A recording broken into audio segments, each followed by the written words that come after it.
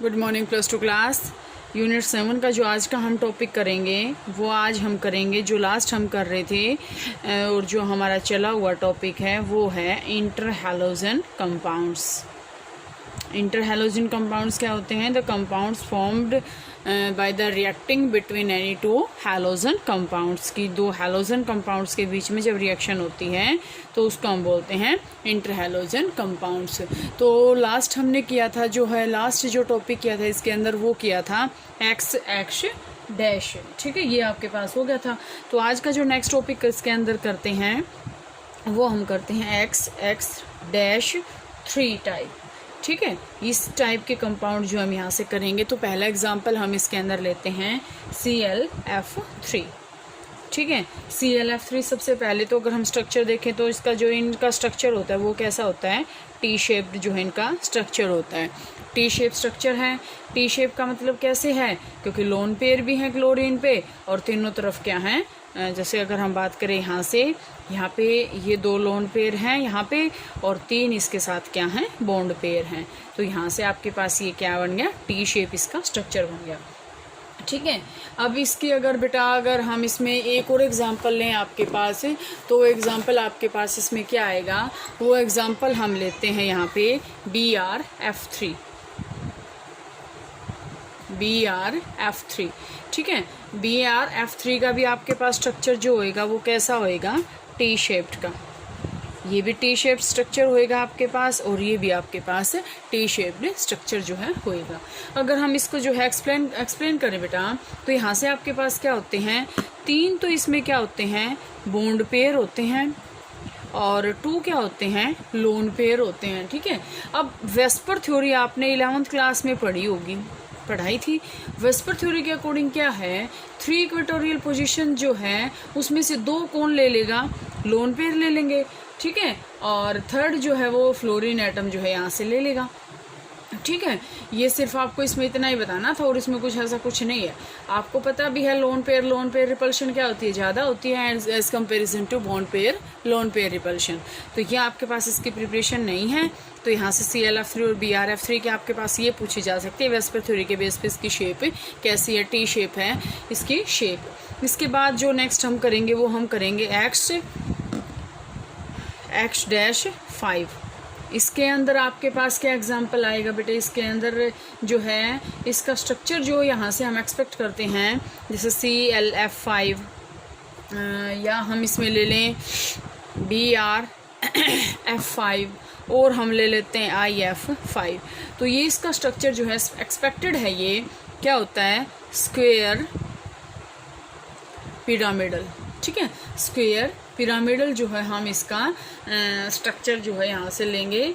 तो यहाँ से स्क्वायर पिरामिडल में यहाँ से अगर हम बात करें अगर हम इसकी प्रॉपर्टीज़ देखें तो ये आपके पास क्या होते हैं? फ्लोरिनेटिंग एजेंट होते हैं। जैसे हम यहाँ से बात करते हैं ClF5, ये हमने ले लिया।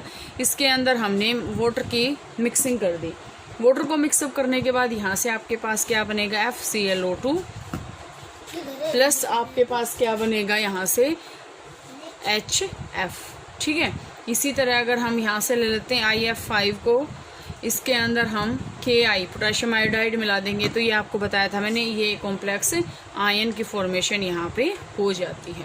ठीक है, तो ये यहाँ से आपके पास क्या कॉम्प्लेक्स फॉर्मेशन है और जो है बहुत सारे कंपाउंड्स की फॉर्मेशन जो है यहाँ से करते हैं। ठीक है, तो इसके बाद अगर हम बात करें XX-7 की तो उसमें आपके पास क्या आएगा? XX-7। तो यहाँ से बेटे आपके पास क्या आएगा? अब यहाँ से मैंने आपको एक ही एग्जांपल बताया था इसके अंदर IF7। तो IF7 की अगर हम प्रिपरेशन करें तो सिंपल सी बात है, IF5 को जब हम F2 हैलोजिनेटेड करेंगे, यहाँ से डायरेक्ट कम्बिनेशन करेंगे तो यहाँ से क्या बन जाएगा? IF7। ठीक है, और आपके पास क्या है? पोटेशियम आयोडाइड को जब हम F2 के साथ करेंगे तो यहाँ से आपके पास IF7 बन जाएगा प्लस आपके पास क्या बन जाएगा? यहाँ पे KF और यहाँ से हम इसको क्या करेंगे? बैलेंस कर लेंगे। ठीक है, तो यहाँ से बेटा आपके पास ये आ गया। और अगर हम इसकी प्रॉपर्टी देखें तो IF7 जो है आपके पास फ्लोरिनेटिंग एजेंट की तरह काम करता है। एक फ्लोरिनेटिंग एजेंट की तरह ये काम करता है, फ्लोरीनेटिंग एजेंट है। और यहाँ से जो आयोडीन है इसके अंदर कौन सी हाइब्रिडाइजेशन आएगी, sp3d3 हाइब्रिडाइजेशन, ठीक है।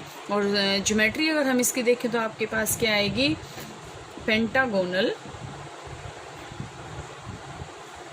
बाईपिरामिडल, पेंटागोनल बाईपिरामिडल जो है इसकी ज्योमेट्री आएगी। इसके बाद बेटा इसका लास्ट जो टॉपिक है वो आता है यूजेस ऑफ इंटरहैलोजन कंपाउंड के। इंटरहैलोजन कंपाउंड के हम यूजेस पढ़ें तो यहाँ से बेटा एक तो सबसे पहले यही है कि फ्लोरीनेटिंग एजेंट का ये काम करते हैं और नॉन एक्वस सोलवेंट की तरह हम इसको यूज़ करते हैं। और हमने जो इनके जो है अलग अलग जो हमने इनके यूजेज पढ़े हैं तो उसमें आपके पास ये भी आया था कि ऑक्सीडाइजिंग एजेंट का भी काम करते हैं, तो ऑक्सीडाइजिंग प्रॉपर्टीज़ भी इनके अंदर होती है, ठीक है। ऑक्सीडाइजिंग एजेंट का भी काम करते हैं ये। तो ये जो है इसके अंदर मेन जो इसके यूजेस थे। इसके बाद आपके पास आएगा बेटा ग्रुप 18 के एलिमेंट्स, वो थोड़ा सा मैं आपको यहाँ से आज थोड़ा सा बता रही हूँ, बाकी जो है कल करेंगे। और ग्रुप 18 जो एलिमेंट्स होते हैं वो आपके पास अगर हम यहाँ से करें तो ग्रुप 18 के एलिमेंट्स कौन कौन से होते हैं, सभी को पता है कौन से होते हैं, नोबल गैसेस। नोबल गैसेस हैं, सारे के सारी नोबल गैसेस जो होती हैं वो सारी की सारी किस में आती हैं, ग्रुप 18 में। और इनका जो ऑक्टेट होता है या डबलेट है हीलियम के केस में वो क्या होता है, कंप्लीट होता है। इसकी वजह से हम इसको क्या कहते हैं, नोबल गैसेस। अकरेंस अगर हम देखें तो जो सारी की सारी नोबल गैसेस हैं वो फ्री स्टेट में जो है यहाँ पे पाई जाती हैं, एक सिर्फ रेडोन को छोड़ के, ठीक है। रेडोन को छोड़ के नोबल गैसेस जो हैं फ्री स्टेट में पाए जाते हैं। कहाँ पाए जाते हैं, एक तो एयर में, नेचुरल गैस में, मिनरल्स के रूप में, और आपके पास वाटर के अंदर भी जो है ये कुछ अमाउंट में पाई जाती हैं। इसके बाद बेटा हम इनकी पढ़ते हैं फिजिकल प्रॉपर्टीज़।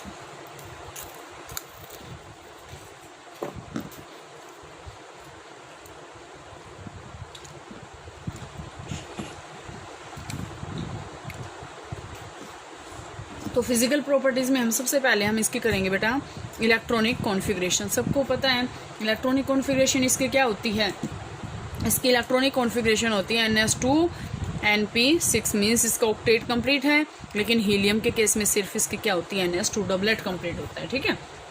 इसके बाद अगर हम इसकी बात करें एटॉमिक रेडियस की, एटॉमिक रेडियस यहाँ से आपके पास क्या होता है बेटा, एटॉमिक नंबर जैसे जैसे जैसे देखो, अगर मैं आपको इसके एलिमेंट्स बताऊँ सबसे पहले तो इसके एलिमेंट्स कौन कौन से हैं। सबसे पहले होती है helium, neon, argon, krypton, xenon and radon, ये सारे के सारे हैं। अब एटॉमिक रेडियस की बात करेंगे, अगर हम हीलियम से और अगर हम रेडॉन तक जाते हैं, as we move down the group atomic radius going on increasing, ठीक है। क्यों है, क्योंकि इसके अंदर क्या है, वैलेंस शेल क्या हो रही हैं, ऐड हो रही हैं, क्योंकि नंबर ऑफ शेल्स जो है इंक्रीज हो रही हैं, ठीक है। अगर हम इसकी इलेक्ट्रॉन गेन एंथैल्पी की बात करें बेटा, तो इलेक्ट्रॉन गेन एंथैल्पी का क्या ट्रेंड होता है, इसका एक्स्ट्रा स्टेबिलिटी होती है इनकी। एक्स्ट्रा स्टेबिलिटी क्यों होती है, क्योंकि कम्प्लीटली फिल्ड जो है कम्प्लीटली फिल्ड होता है वैलेंस शेल, ठीक है। और इनकी जो टेंडेंसी होती है वो टेंडेंसी नहीं है इलेक्ट्रॉन लेने की, ठीक है। और यहाँ से आपके पास क्या आएगा कि जो ये एलिमेंट्स होते हैं ये पॉजिटिव इलेक्ट्रॉन गेन एंथैल्पी को जो है एक्वायर करते हैं। क्यों करते हैं, क्योंकि नेगेटिव कब करेंगे, जब ये गेन करेंगे, लेकिन गेन करने की तो पावर ही नहीं है क्योंकि लास्ट इलेक्ट्रॉन जो है यहाँ पे कंप्लीट है। इसके बाद बेटा अगर हम इनकी प्रॉपर्टीज़ के बारे में और पढ़ें तो नेक्स्ट जो इनकी प्रॉपर्टी आती है वो आती है आयनाइजेशन एंथैल्पी। तो आयनाइजेशन एंथैल्पी में हम इसमें क्या पढ़ेंगे, सारे के सारे नोबल गैसेस की जो आयनाइजेशन एंथैल्पी होती है बहुत हाई वैल्यू होती है। जितना जितना एटॉमिक नंबर बढ़ रहा है आयनाइजेशन एंथैल्पी क्या हो रही है, डिक्रीज हो रही है। क्यों, क्योंकि जो यहाँ से क्या है आयनाइजेशन एंथैल्पी क्या है, इसकी एटॉमिक रेडियस क्या हो रही है, इंक्रीज हो रही है, स्क्रीनिंग इफेक्ट क्या हो रहा है, डिक्रीज हो रहा है, ठीक है। तो यहाँ से आपके पास क्या आएगा, नोबल गैसेस की जो है हाईएस्ट आयनाइजेशन एंथैल्पी जो यहाँ से होगी, ठीक है। इसके बाद अगर हम इसमें पढ़ें तो यहाँ से और आपके पास अगर हम प्रॉपर्टी पढ़ें तो मोनोएटॉमिक नेचर, सारी की सारी जो गैसेस होती हैं, जैसे आप देखो 11th क्लास में आपने ये मोलिकुलर ऑर्बिटल डायग्राम किए थे, He2 डायटोमिक फॉर्म में था लेकिन ये एग्जिस्ट नहीं कर रहा था। क्यों नहीं कर रहा था, क्योंकि हीलियम क्या नोबल गैस है, तो ये सारे के सारी जो नोबल गैसेज होती हैं वो मोनो एटॉमिक फॉर्म में एग्जिस्ट करती हैं। ठीक है, मेल्टिंग और बॉइलिंग पॉइंट की बात करें तो मेल्टिंग और बॉइलिंग पॉइंट क्या होता है, बहुत ही लो होता है इनका, low melting point and boiling point. ठीक है, क्यों होता है, क्यों, presence of low inter atomic forces of attraction, कि इनके बीच में अगर हम ये कहें कि फोर्सेज ऑफ अट्रैक्शन जो है वो बहुत ही कम होता है। ठीक है, डिफ्यूजन की अगर हम इनकी प्रॉपर्टीज़ में बात करें तो डिफ्यूजन क्या होता है, स्मॉल साइज होता है। हीलियम तो डिफ्यूज हो सकती है जैसे ग्लास में, पॉलीविनाइल क्लोराइड में वगैरह जो है। इसके बाद सोल्यूबिलिटी की अगर हम बात करें तो जो नोबल गैसेज होती हैं सोल्यूबल होती हैं वाटर के अंदर, और सोल्यूबिलिटी जैसे जैसे हम नीचे जाएंगे वो इंक्रीज जो है होती जाएगी। ठीक है, और पोलराइजेबिलिटी देखें तो पोलराइजेबिलिटी इनके अंदर होती है और जैसे जैसे हम नीचे जाएंगे वो इंक्रीज होती जाएगी। केमिकल प्रॉपर्टीज़ बेटा कल करते हैं।